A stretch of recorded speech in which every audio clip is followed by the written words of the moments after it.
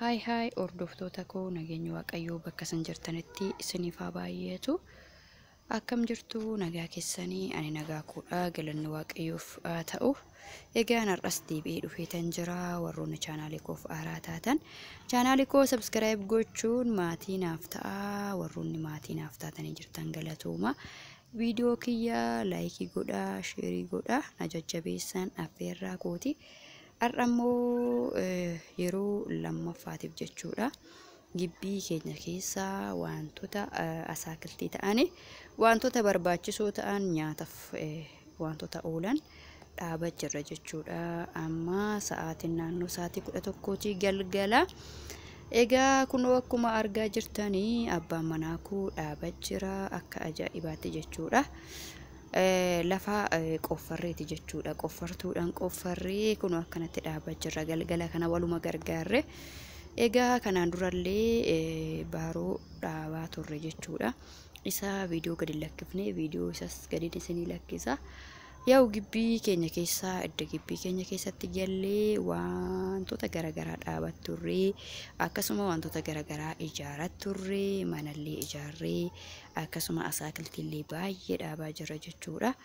Egaa viidiyoo toora tooran gadi isinii lakkisa jedheen abdii qaba. Egaa hordoftoota koo xiqqoo kanarra dhaabaa jiru jechuudha. Qasiriidha. Qasirii qaaraa akkasuma salaaxaa,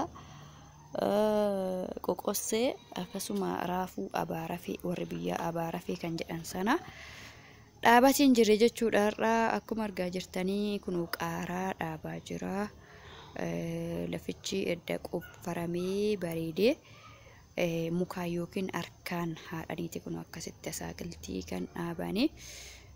Kun haala bareedaadhaan gadi qaqqabee akka bokkaa yeroo roobee hin buqqisne, bubbeen garagaraa hin buqqisne haala ajaa'ibaatiin kun akkanatti bareechee dhaabaa jira jechuudha.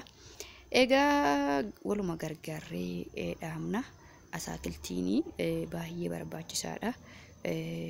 Mana kiraayii yoo ta'uu baate, gibbii ofii gibbii dhuunfaa yoo ta'aate, asaakiltiin nyaata qofaaf osoo hin ta'in gibbii ofii ni miidhagsa jechuudha asaakiltiin. Egaa hordoftoota koo ammayyuu qaara dhumarra jirra jechuudha. Kunoo hin dhumne. Qaaraan inni kun qaaraa isa gugurdaa barbareedhaaf ta'u isa babal'aa sana jechuudha. Kan amma dhaabaa jirru qasirrii dhaabne xumurree amma kunoo qaaraa dhaabaa jirra jechuudha. Egaa gibbii keenya keessa mimmiidhagsaa babbareechaa magariisa gochaa jirra jechuudha. Isinis egaa namoonni biyya alaa jechuudha, biyya arabaa akkuma koo duraa hojjechaa jirtanii waaqayyoon nagaan isinii haa galchu. Kunoo akkuma koo kana carraa isiniif laatee nama gibbii keessan keessa bareeffatu, hojjetatu isin haa taasisuun isiniin jedha. Baay'ee namatti tola dhugaa dubbachuudhaaf yeroo wanta kee ta'e tokko hojjettu baay'ee si gammachiisa, boqonnaa siif kenna. Egaa kunoo waan baay'ee dhaabne jechuudha. Ammayyuu sa'aatiin nutti deemee jira jechaa jirra. Asitti waa baay'eedha kunoo kan nu afuu isaan kun kunoo ganaa dhaabbatu jechuudha. Egaa gidduu kanatti illee kunoo asitti kan argaa jirtanii lafa kanatti duraan immoo dhaabne abukaadoo dhaabnee jira jechuudha. Akkasuma asittis immoo torbee darbe jechuudha. Amma xiqqoo ol hin guddanne malee akka naannoo keenyatti ciraakkota jedhama. Afaan Amaariffaatiin xeena addaamii minaamni jedhama jechuudha. Isas dhaabnee turre jechuudha. Qabachaati jira innillee. Akkasuma asittillee maxibashaa yookiin maal jedhama afaan Arabiffaatiin harkaa badee kan barbareetti naqu jechuudha. Barbareetti kan fayyadamnu sana. Akkasumallee amma barbaree qofaaf osoo hin ta'in faayidaan isaa baay'eedha jechuudha. Rifeensa fa'aatti zayituunatti godhanii rifeensa fa'aatiif faayidaa guddaa kan qabu yeroo ammaa haalan uummanni kan itti fayyadamaa jiru isa kana jechuudha. Isallee dhaabne akkasuma xiqqoo ni goggoge malee jechuudha. Shokonota illee dhaabne, shokonota namni hin beekne hin jiru. Shokonota xiqqoo amma goggogee jira. Yaa'u boodaatti yookiin buusuu danda'a jenneetuma dhiisne malee. Kunoo sallee dhaabne waa baay'eetu gibbii kana jira dhugaa dubbachuuf waa baay'ee dhaabne.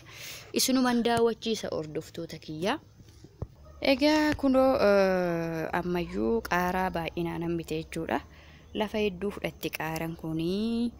Inu ammayyuu isuma dhaabaa jirra. Lafti keenya xiqqoo dhagaallee ni qaba jechuudha. Biyyoo diimaadha. Dhagaallee ni qaba. Dhagaa kanallee keessaa fuffunaanatuma.